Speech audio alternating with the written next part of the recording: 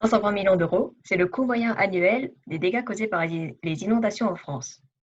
Avec un habitant sur 4 potentiellement concerné, l'inondation qui correspond à un recouvrement inhabituel des terres par de l'eau est devenue le premier risque naturel en France.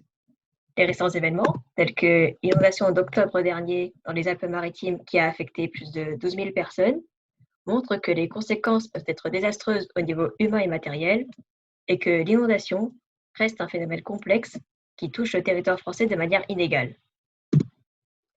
Ce mémoire s'inscrit alors dans ce contexte, avec la mise en place d'un zonier technique pour décrire le risque d'inondation en assurance multirisque habitation.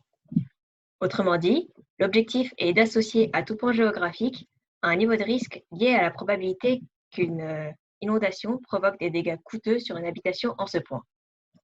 Pour cela, un ensemble de variables internes et de variables externes dépendantes de la position géographique ont été regroupées dans un modèle linéaire généralisé pour prédire la prime pure.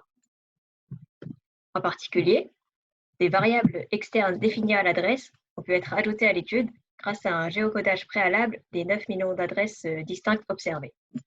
Par exemple, une carte des zones considérées inondables ou la distance au cours d'eau le plus proche ont été ajoutées à l'étude pour permettre d'avoir une description plus précise de l'aspect géographique du risque.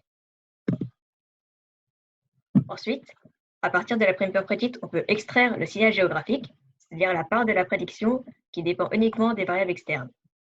Cependant, on peut voir que ce signal n'est connu qu'aux coordonnées où un contrat est présent. Donc, la prochaine étape est de lisser spatialement ce signal sur l'ensemble du territoire français. Et pour cela, une méthode de triage à maillage d'1 kilomètre a été effectuée, comme on peut le voir ici sur un exemple, sur un extrait du signal. Et finalement, un regroupement en classes de risque homogène est effectué pour obtenir à la fin un zonier à 13 niveaux. Visuellement, on remarque qu'un niveau de zonier élevé est affecté au bord des cours d'eau et aux littoraux, ce qui est cohérent avec le fait que ce soit des zones à risque.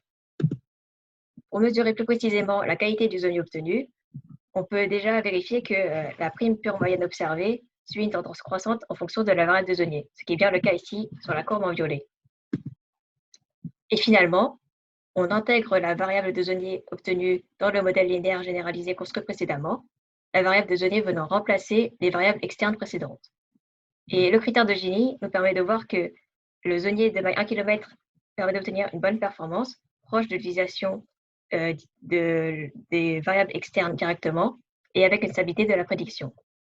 Donc, pour conclure, la variable de zonier peut être utilisée de manière privilégiée pour décrire le risque géographique d'inondation dans les futurs modèles, car elle est simple à utiliser et sa valeur est connue sur tout le territoire.